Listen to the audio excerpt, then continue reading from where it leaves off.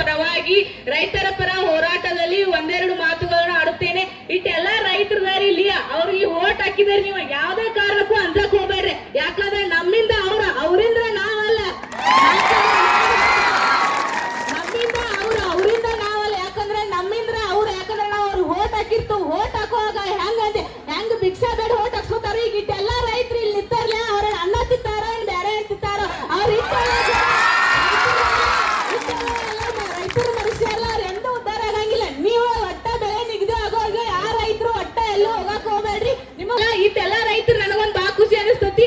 ಇಟ್ಟೆಲ್ಲ ರೈತರು ಒಗ್ಗಟ್ಟಾಗಿ ಇಲ್ಲಿ ಸೇರಿರಲ್ಲ, ಅದೊಂದು ಬಹಳ ಹೆಮ್ಮೆ ವಿಚಾರ ನನಗ.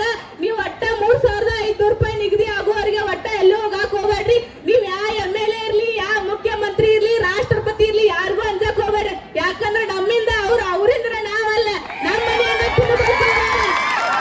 ಒಟ್ಟ ಅಂಜಕ್ ಹೋಗ್ಬೇಡ್ರಿ ಯಾರಿಗೂ. ಅವ್ರ ಬೆಲೆ ನಿಗದಿ ಆಗೋವರೆಗೂ ಯಾವ ಫ್ಯಾಕ್ಟ್ರಿನೂ ಚಲೋ ಇಲ್ಲ, ಯಾವ ಏನೇನು ಚಲೋ ಆಗಂಗಿಲ್ಲ. ನಾನು ಹೋಗ್ಬೇಕು, ರೈತನ ಮಗಳದಾನೆ. ನಮ್ಮ ಮನೆ ಪರಿಸ್ಥಿತಿ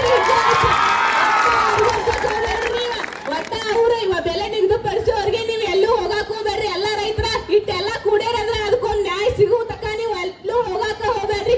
ಇಟ್ಟೆಲ್ಲ ನಿಮ್ಮ ಮನಸ್ಸ ನಿಮ್ನೆಲ್ಲ ನೋಯ್ಸಾರಂದ್ರೆ ಅವ್ರ ಎಂದೂ ಉದ್ಧಾರ ಆಗಂಗಿಲ್ಲ, ಉದ್ಧಾರ ಅಂತೂ ಆಗೇ ಆಗಂಗಿಲ್ಲ. ನೀವು ಒಟ್ಟ ಬೆಲೆ ನಿಗದಿ ಆಗುವವರೆಗೂ ಒಟ್ಟ ಹೋಗ್ಬೇಡ್ರಿ. ಅವ್ರು ಇರ್ಲಿಕ್ಕಂದ್ರೆ ಅವ್ರದ್ದು ಇದನ್ನ ರಾಜಕೀಯ ಬಿಟ್ಟು ಬರ್ಬೇಕು. ಒಂದ ನಿಮಗೆ ಬೆಲೆ ನಿಗದಿ ಮಾಡ್ಬೇಕು, ಎರಡ್ರಾಗ ಒಂದಾಗಬೇಕು ಅನ್ಕತಕ್ಕ ನೀವೆಲ್ಲ ರೈತರು ಹೋಗಾಕ ಹೋಗ್ಬೇಡ್ರಿ.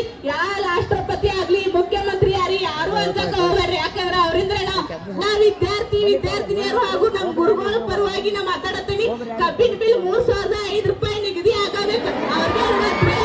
ಅವ್ರಿಗೆ ಗೊತ್ತ, ರೈತರ ಗೊತ್ತ, ಇಡೀ ಕರ್ನಾಟಕ ಗೊತ್ತೈತಿ. ನೀವೇನ್ ಅನ್ಕಕ್ ಹೋಗ್ಬೇಡ್ರಿ. ನೀವು ಒಟ್ಟ 3500 ರೂಪಾಯಿ ನಿಗದಿ ಆಗಬೇಕ ಕಬ್ಬಿನ ಬಿಲ್ ಅನ್ಕತಕ್ಕ ಯಾವ ಫ್ಯಾಕ್ಟ್ರಿ ಆಗ್ಲಿ ಏನೇನು ಚಾಲೋ ಮಾಡೋ ಗುಡ್ಸೋಂಗಿಲ್ಲ. ಅಂದಾಗ ನೀವು ಇದೆಲ್ಲ ಬಿಟ್ಟು ಬಂದ್ ಇಲ್ಲಿ ಕೂತಾರಂದ್ರೆ ನನಗೂ ಅರ್ಥ ಆಕತಿ. ನಾನು ಹೋಗ್ಬೇಕು, ರೈತನ ಮಗಳದನಿ.